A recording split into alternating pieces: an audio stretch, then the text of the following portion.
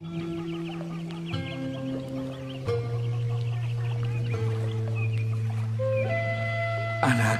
jimat awaking hidup kudu reueus hirup huripna ngajadi diri anjeun sorangan. Raksa pariksa amarah hidup nu ngabalukarkeun kaduhung temanggih tungtung. Jalanan hirup ku handap asur ka papada manusia. Jaga jeung riksa sarupaning anu dipiboga ku hidup. Panon dina tetempoanana, ceuli dina dedengianana, letah tina ucapkeunana,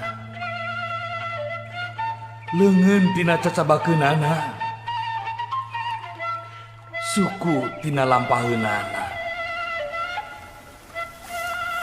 Jaga riksa lengkah paripolah tinu hal anu matak raheut kana manah batur.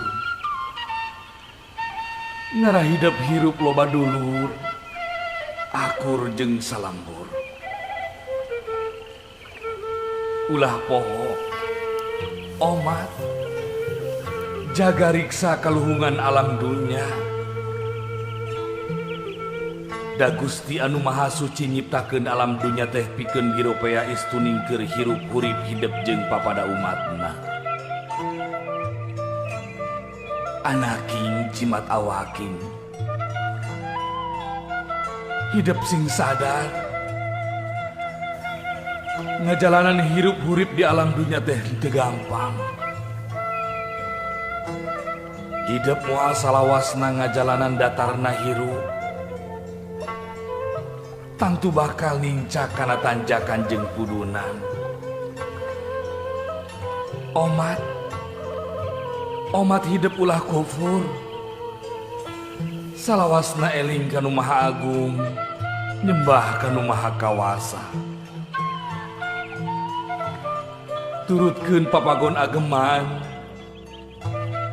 jalankeun pituduh karuhun urang. Anaking jimat awaking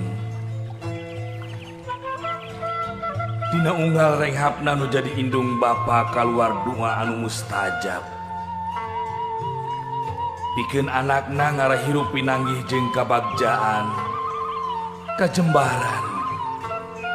Pikeun pibekeleun dina enggone ngajalanan hirup sagara kahirupan di alam dunya.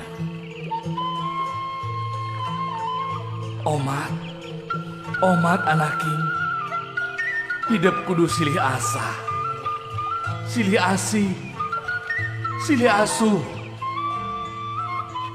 silih talingakeun ngadiri, silih simbeuhnya kadede, deheuskeun duduluran, raketkeun babarayaan, ulah rek pakia-kia, ulah rek pasalia paham, hamo nepi ka papasiaan. Anaking jimat awaking omat ieu pepeujeuh keur hirup hidup salawasna. Bral anaking jalanan hirup hurip hidup, sugan jeung sugan hidup bisa ngajadikeun diri hidup jadi manusia anu unggul.